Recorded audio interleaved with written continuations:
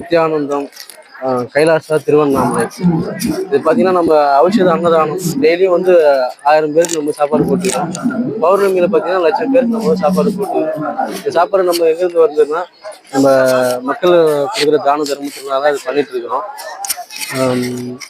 நம்ம குருகுல கல்வின்றதை வந்து பல 1000 வருஷத்துக்கு முன்னாடி நம்ம குருமார்கள் நமக்கு சொல்லி கொடுத்துட்டு ஆன்மீகத்தை வந்து கரெக்டாக பண்ணிட்டு போயிட்டு இருந்தாங்க. இடையில அந்த வெள்ளைக்காரங்க முகலாயர்கள் அவங்க வந்து நம்ம ஆன்மீகத்தை கோயில்களை வந்து இடிச்சுக்கிட்டு அதுக்காக அவங்க அந்த இது நடந்துருச்சு. அதுக்காக அதை பற்றி நம்ம குறை சொல்ல வேண்டாம். அடுத்து நம்ம என்ன பண்ண போகிறோம், ஆன்மீகத்தில் நம்ம எப்படி உயர போகிறோம், ஆன்மீக அறிவியல் இப்போ வந்து எல்லாமே ஏஐ எல்லாமே இப்போ டெக்னாலஜி வளர்ந்துருச்சு. ஆன்மீகம் வந்து நம்ம அறிவியலோட நம்ம கொண்டு போனால் தான் நம்ம ஆன்மீகத்தையும் நம்ம மக்களையும் இது பண்ண முடியும். அதுக்காக நம்ம மக்கள்கிட்ட ஆன்மீகத்தை பற்றின அவங்களுக்கு புரிதல் எப்படி இருக்குது அப்படிங்கிறத பற்றி நம்ம கேட்போம். அந்த மைக்கை கொடுப்போம், எடிட்டில் போட்டு மைக்கு நான் சொல்லுங்க. ஆன்மீகத்தை பற்றி உங்களுக்கு என்ன கருத்து இருக்குது, கடவுளை பற்றி என்ன ஒரு சிந்தனை இருக்குது சொல்லுங்க. நிறைய சக்தி கொடுக்குது, நிறைய மாற்றங்கள் வியாபார ரீதியாக எல்லாம் நல்லதே நடக்குது. ஐயா சொல்லியிருக்காரு, ஆன்மீகம்னா நமக்கு வந்து வியாபார ரீதியாக நமக்கு நிறைய கொடுக்குது அப்படிங்கிறது தான் மக்களோட புரிதல். நம்ம வியாபாரம் அதை பற்றி தான் இருக்கிறத தவிர தன்னோட ஜீவன் முக்தி, அதாவது நம்மளோட ஜீவனை வந்து முக்தி அடைஞ்சு நாம கடவுள் ஆகணும் அப்படிங்கிற அந்த ஒரு புரிதல் வந்து நிறைய பேருக்கு கிடையாது. கடவுள் நமக்குள்ளதான் இருக்குது அப்படிங்கிற சத்தியம் வந்து அவங்களுக்கு புரியல. ஏதோ ஒன்று கொடுப்பாரு, ஏதோ ஒன்று எதிர்பார்த்து நம்ம போறது நம்ம வந்து நடக்கணும் அப்படின்னு தான் நம்ம மக்களுக்கு வந்து அந்த ஒரு சிந்தனை இருக்குது. இப்போ இன்னொரு இளைஞர்கிட்ட கேட்போம், அவங்க என்ன மாதிரி வந்து கடவுளை பத்தி நினைச்சிட்டு இருக்கிறாங்க, கடவுள்னா என்னங்கிறத பத்தி பேசுங்க. ஆன்மீகத்தை பத்தி, கடவுளை பத்தி. கபடி பிளேயர்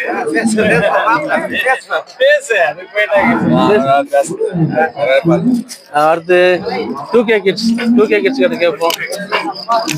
எல்லாம் பயந்து ஓடுறாங்க. எல்லாம் வந்து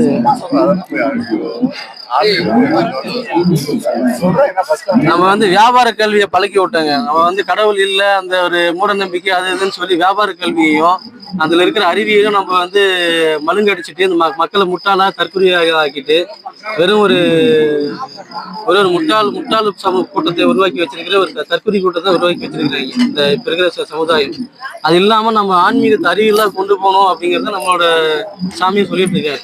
இந்த குவாண்டம் மெக்கானிக்ஸ், ரிலேட்டிவிட்டி, அதோட கனெக்ஷனும் நம்ம அறிவியல், நம்ம இந்து சனாதன தர்மத்தோட இருக்கிற அந்த ஒரு ஒத்துமையும் நம்ம வந்து மக்களுக்கு வந்து எடுத்து சொல்லிட்டு இருக்கிறாரு. ஐயா சொல்லுங்க, ஆன்மீகத்தை பத்தி உங்களுக்கு, இந்த சாப்பாட்டை பத்தி, நம்ம வந்து அன்னதானம். ஆன்மீகம் வந்து நம்ம யாருன்றது தெரிஞ்சுக்கணும். முதல்ல நம்ம பிறந்தோம், இன்னைக்கு ஒரு நாள் வந்து சேர போறோம். இதுக்கு நடுப்புல வந்து எல்லாரும் அவங்கவுங்க இதுல வந்து கஷ்டப்பட்டு இருக்காங்க, சம்பாதிக்கிறாங்க, இது பண்றாங்க. அதுக்கு மீறி வந்து நம்ம யாரு, எதுக்கு வந்தோம், என்ன பண்றோம், எல்லாரும் பிறக்கிறாங்க, என்ன பண்றாங்க, வேலைக்கு போறாங்க, சம்பாதிக்கிறாங்க, ஒரு நாள் வந்து போய் சேர்றாங்க. அது எல்லாரோட இது கிடையாது என்ன பொறுத்த வரைக்கும். சோ நீ வந்து இத்தனை பேர் வராங்க, கிரிவலம் வராங்க, அவங்க ஏதோ ஒரு வேண்டுதல், ஏதோ ஒரு கோரிக்கை. பட் நான் யாரு, நான் யாருன்றதுதான் வந்து ஆன்மீகம். அதுல கண்டுபிடிக்கணும். அதுதான் வந்து அது ஒரு தேடல் தான் கடைசி வரைக்கும். பல ஞானிகள், இப்ப ரமணர், மகரிஷி எல்லாமே வந்து நான் யார் அப்படிங்கிற கேள்வி கேட்க ஆரம்பிச்சுதான் அவங்க வந்து ஞானத்தை அடைஞ்சு, சித்தி அடைஞ்சு, தனக்குள்ள இறைவனை அறிஞ்சாங்க. இப்ப வந்து நம்ம இளைஞர்கள் வந்து இப்போ எப்படி இருக்காங்க, ஒரு நடுத்தர வயது உள்ளவர், அவர் வந்து ஆன்மீகத்தை வந்து கரெக்டான பாதையில புரிஞ்சு போயிட்டு இருக்காரு. அதுக்காக உங்களுக்கு நல்ல வாழ்த்துக்கள். இப்போ உங்களை மாதிரி நீ இந்த சிந்திக்கிற ஞானத்தை பத்தி நம்ம தேர்தல் போகும்போது தான் கடவுள் நம்ம அடைய முடியும். எனக்கு வந்து வியாபாரம் வேணும், வியாபாரத்துக்கு நல்ல இது கிடைக்கணும், அதை நினைச்சு போனீங்கன்னா அது மட்டும் தான் நடக்கும், நடக்காம கிடையாது. என்ன நினைக்கிறீங்களோ வந்து ஒரு நல்ல நிறைய பேர் வந்து ரீச் எடுக்கிறாங்க. பட் நீங்க எந்த சேனல் எனக்கு தெரியாது. மேக் தமிழ் ப்ரௌட் தமிழ்ல வந்து நம்ம பெருமைப்படுத்துவோம். ஏன்னா கோயில்கள்ல தமிழ்ல அர்ச்சனை பண்ணும்போது மக்களுக்கு புரியுறது இல்லை. தமிழ்ல பண்ணும்போது கொஞ்சமாவது புரியும், ஆன்மீகம் என்னன்னு புரியும். இப்ப சிவபுராணம் எடுத்துக்கிட்டீங்கன்னா அது இல்லாத தத்துவம் எதுவுமே கிடையாது. புல்லாகி பூடாகி புழுவாகி டார்வினோட தத்துவத்தை தான் பரிணாம வளர்ச்சின்னு சொல்லிட்டு 18ஆம் நூற்றாண்டுல அவர் சொன்னாரு. நம்மால் வந்து 11ஆம் நூற்றாண்டுல அதை பத்தி வந்து மாணிக்கவாசகர் சொல்லிட்டு போயிட்டாரு. அப்ப அந்த இதெல்லாம் எங்க போச்சு? அந்த அது விஷயங்கள் சேரணும். அதான் அது next இப்ப நீங்க சொன்னீங்கல்ல 2 decades. So அவங்க வந்து அது பேசுறதுக்கு யோசிக்கிறாங்க. அது அந்த புரிதல் அது வரும். வந்து ஒரு நீங்க ஒரு நல்ல ஒரு எக்ஸ்பெரிமெண்ட் பண்றீங்க. வாழ்த்துக்கள். ரொம்ப நன்றி. நடுத்தர ஒரு வயது உள்ளவர், ஆன்மீக தேர்தல் உள்ளவர், நான் கரெக்டா வந்து விளக்கத்தை சொன்னாரு. வயசானவர் வந்து ஒரு வியாபாரம் அந்த ரீதியா வந்து ஆன்மீகத்தை வந்து எப்படி அவர் பாக்குறாரு. நம்ம தாய்மார்கள்ட்ட கேட்போம் ஆன்மீகம்னா என்ன, ஓம் சக்தி பராசக்தின்னு சொல்லிட்டு நம்ம வந்து நிறைய வந்து விஷயங்களை வந்து பண்ணிட்டு இருக்கிறோம். எப்படி ஐயப்பனுக்கு வந்து மாலை போட்டு ஒரு கூட்டம் போதோ அதே மாதிரி ஓம் சக்தி நம்ம வந்து வழிபட்டு ஒரு கும்பல் நம்ம போயிட்டு இருக்கிறோம். ஆன்மீகத்தை பத்தி நான் அவங்கள பொறுத்து என்ன இருக்குன்னு தாய்மார்கிட்ட கேட்போம். ஆமா உங்களுக்கு ஆன்மீகம் என்பது வியாபாரம் அல்ல. நம்மளுடைய மனதார கடவுளை வழிபட்டால் நமக்கு பல நன்மைகள் கிடைக்கும் என்று நம்புகிறோம். கண்டிப்பா கண்டிப்பா. அம்மா சொன்னாங்க ஆன்மீகம் வந்து நம்ம மனசுல இருக்குது, நம்ம மனசு கண்ட்ரோல் பண்றதுதான் இருக்குது. அதோட சித்தாந்தம் அதோட தத்துவத்தை தான் தெளிவா சொன்னாங்க. அவங்களுக்காக ஒரு வாழ்த்துக்கள். நல்ல விஷயங்களை வந்து கேதர் பண்றாங்க. வந்து நமக்கு ஒவ்வொரு பௌர்ணமியும் நம்ம வந்து அவரை பத்தி நம்ம கேட்போம். அவர் வந்து எப்படி அவரோட இப்ப வந்து பாத்தீங்கன்னா நம்ம எவ்வளவு மக்கள் வந்து அன்னதானத்துக்காக நம்ம வந்து ஒரு சேவை பண்ணிட்டு இருக்கிறோம்.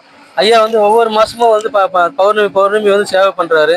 அவரோட சேவையை பத்தி நம்ம வந்து ஒரு சில கருத்துக்களை பகிர்ந்துக்குவோம். ஐயா அன்னதானம் நடந்துட்டு இருக்குது. 24 hours பௌர்ணமிங்கிறதுனால 20 நைட்டும் பகலுமா அன்னதானம் போட்டிருப்பாங்க. நம்ம ஐயாட்ட வந்து ஐயா வந்து ஒவ்வொரு மாசமும் வந்து ஐயா வந்து சேவை பண்றாரு. அவரோட சேவையை பத்தி அவர்கிட்ட கேட்போம். அவர்கிட்ட ஒரு சில ஐயா ஒவ்வொரு வருஷமும் வந்து ஒவ்வொரு மாசமும் சேவை பண்றீங்க, உங்களை பத்தி ஒரு கருத்துக்கள் சொல்லுங்க.